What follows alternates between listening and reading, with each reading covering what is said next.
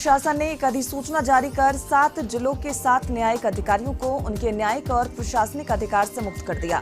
Registrar general अनूर कुमार झा ने आदेश जारी कर खगड़िया फैमिली कोर्ट के प्रधान न्यायाधीश राजकुमार, मधुबनी के एडीजे इशारतुल्लाह, कटिहार जिले के विधिक सेवा प्राधिकार के सचिव विपुल सिन्हा, बांका के एडीजे चंद्रमोहन झा, बाट के डीजे शत्रुघ्न सिन्हा, रोहतास के डीजे परमल कुमार मोहित और मुजफ्फरपुर के सब जज एडीजिम सतीश चंद्र को तुरंत न्यायिक और प्रशासनिक अधिकार से मुक्त किया गया। निर्देश सभी संबंधित जिला और सत्र न्यायाधीश को दिया गया है।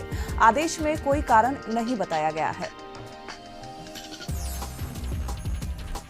बेतिया में लाल बाजार स्थित भारतीय बीज भंडार में आग लग गई। जानकारी के बाद पहुंचे दमकल कर्मी आग पर काबू पाने की कोशिश कर रहे हैं। बताया जा रहा है कि आज सुबह ही आग लगी, लेकिन कैसे आग लगी ये साफ नहीं हो पाया है। लातेहार में चंद्रा थाना क्षेत्र के NH 75 पर अमझरिया घाटी में हाईवा में अचानक आग लग गई। हालात को देखते हुए चालक और उपचालक वाहन से कूदकर किसी तरीके से जान बचा पाए।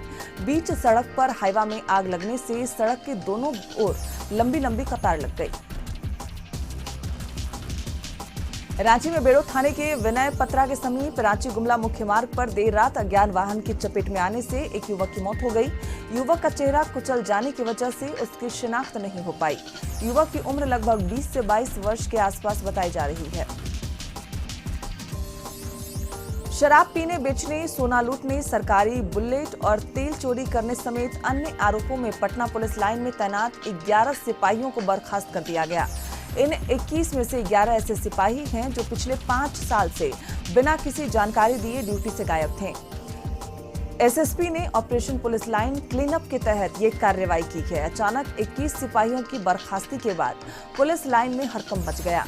एसएसपी मानवजीत सिंह ढिल्लों के अनुसार इन पर जो आरोप लगे थे उनकी जांच की गई, जिसमें आरोप सही पाए गए। फिर प्रोसीडिंग चलाकर इन 21 सिपाहियों को पिछले माह जनवरी से ही उनकी सेवा समाप्त कर दी गई। इन 21 में से 5 को शराब पीने, शराब कारोबार में शामिल होने, 3 को भ्रष्टाचार, 2 को विभिन्न कांडों में आरोप और 11 को 5 साल से ड्यूटी से गायब रहने पर बर्खास्त किया गया है। आरा के शाहपुर में वार्ड सचिव के चुनाव के दौरान 2 पक्षों में जमकर मारपीट हुई। दरअसल दामोदरपुर पंचायत के वार्ड सचिव के चुनाव को लेकर वार्ड के सार्वजनिक स्थल काली मंदिर के समीप सभा शुरू हुई, जिसमें अपने पक्ष में चुनावी समीकरण को नहीं होता देख सदस्य आने में आनाकानी करने लगे। पंचायत सचिव भी बाहर चले गए, जिसके बाद चुनाव के लिए एकत्रित लोगों ने चुनाव कराने का दबाव बनाया, जिसके बाद दोनों पक्षों के बीच जमकर मारपीट शुरू हो गई। मंदिर के पास उग्र भीड़ ने मंदिर के झंडे तक को उखाड़कर मारपीट की, जिसमें दोनों पक्षों के कई लोग घायल हो गए। इधर दोनों पक्षों की महिलाएं भी आपस में भिड़ गई। किसी तरीके से कार्यपाल सहायक ने आसपास में घरों में घुसकर अपनी जान बचाई। मुंगेर के कासिम बाजार पुलिस ने 2 शराब तस्करों को संदलपुर गांव से गिरफ्तार किया है। पुलिस ने बताया कि गिरफ्तार तस्करों के पास से 51 बोतल शराब जब्त की गई। कासिम बाजार थाना अध्यक्ष धर्मेंद्र कुमार ने बताया कि शराब तस्करी की गुप्त सूचना के आधार पर कासिम बाजार थाना पुलिस ने संदलपुर गांव में 3 बटिया के पास वाहन जांच अभियान चलाया। सभी एक मोटरसाइकिल पर बड़ा थैला लेकर 2 व्यक्ति आए।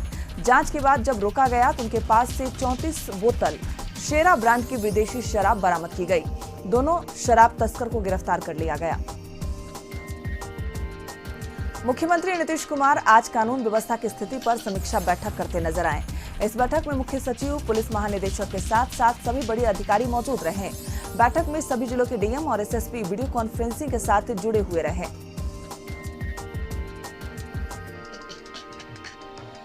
मुंगेर में उत्तर वाहिनी गंगा तट स्थित जहाज घाट से जहाज को गंगा पार करना अब यादों में सिमट कर रह जाएगा।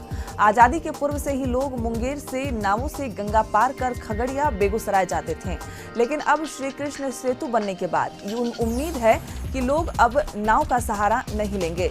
जहाज संचालन से जुड़े 60 से 70 परिवार का रोजगार चला जाएगा। गोपालगंज सदर अस्पताल से एक अजीबोगरीब मामला सामने आया है। दमा के एक मरीज ने एक साथ दवा की 16 गोलियां खा ली, जिसके बाद उसकी तबीयत ज्यादा बिगड़ गई, जिसके बाद सदर अस्पताल में इलाज उसका जारी है। बताया जा रहा है कि बिशंबरपुर थाना क्षेत्र के बलिवन रायमल गांव के रहने वाले सीताराम मांझी दमा की बीमारी से ग्रसित हैं। जानकारी के मुताबिक जल्द स्वस्थ होने के लिए मरीज ने काजू किशमिश के साथ एक साथ दवा की 16 गोलियां खा ली, जिससे उसकी हालत बिगड़ गई। उसके बाद उसको गोपालगंज सदर अस्पताल में भर्ती करवाया गया। डॉक्टरों के मुताबिक प्रतिदिन सुबह शाम दवा की 2 गोलियां ही खानी थी, लेकिन पीड़ित ने जल्द ठीक होने के लिए एक साथ 16 गोलियां खा ली। मरीज की अभी भी हालत चिंताजनक बनी हुई है। मधुबनी के जयनगर रेलवे ओवरब्रिज पर एक अधेड़ का शव मिला। बताया जा रहा है कि लोगों की नजर ओवरब्रिज पर मृत व्यक्ति पर पड़ी, जिसके बाद लोगों ने रेल पुलिस को इस बात की जानकारी दी। सूचना पाकर पहुंची रेल पुलिस ने शव को अपने कब्जे में लेकर पोस्टमार्टम के लिए भेज दिया है। बगहा के रामनगर में बालू का अवैध कारोबार लगातार जारी है। ये अलग बात है कि बीच बीच में कभी पुलिस कार्रवाई कर रही है। रामनगर पुलिस ने बालू लदे ट्रैक्टरों को जब्त किया, साथ ही चालक को गिरफ्तार किया। रामनगर थाना अध्यक्ष कपूर नाथ शर्मा ने बताया कि अलग अलग इलाकों से 6 ट्रैक्टर ट्रॉली को पकड़ा गया है। बेरमो के सीसीएल डोरी क्षेत्र के अमलो रेलवे साइडिंग में सीसीएल के सुरक्षा गार्ड और सीआईएसएफ ने संयुक्त रूप से छापेमारी की, जिसमें 11 टन से अधिक अवैध कोयला जब्त किया गया। छापेमारी की खबर मिलते ही धंधेबाज भाग खड़े हुए। सीसीएल डोरी क्षेत्र के सुरक्षा पदाधिकारी सीताराम यूके ने बताया कि गुप्त सूचना मिली थी कि अमलो रेलवे साइडिंग में कोयला का अवैध धंधा जोरों से चल रहा है। इसी संदर्भ में छापेमारी अभियान चलाया गया। मोकामा शहर में पुलिस की तमाम सुरक्षा व्यवस्थाओं को धत्ता बताते 4 लुटेरों ने लूट की एक बड़ी घटना को अंजाम दिया है। इस घटना के बाद शहर के व्यापारियों में दहशत कायम हो गया। बताया जा रहा है कि शहर के थोक किराना व्यवसायी राधेश्याम किराना स्टोर में खरीदार बनकर 4 युवक आए और सामान की मांग की। इस दौरान 4 लुटेरों ने हथियार निकालकर व्यवसायी समेत 4 अन्य मजदूरों को कब्जे में ले लिया। दुकान के एक कमरे में बंधक बनाकर गल्ला में तकरीबन 2 लाख रुपए नगद लूट लिए। भागने के क्रम में लुटेरों ने बाहर से दुकान में ताला भी जड़ दिया। सरेआम लूट की हुई इस घटना से व्यवसायियों में खौफ कायम है। चाईबासा में एक बंद गांव में पुलिस ने अफीम तस्करों को बड़ा झटका दिया है। पुलिस ग्राम मुर्मुबुरा में पहाड़ी और जंगली क्षेत्र में करीब 2 एकड़ में लगे अवैध अफीम की खेती को नष्ट किया है।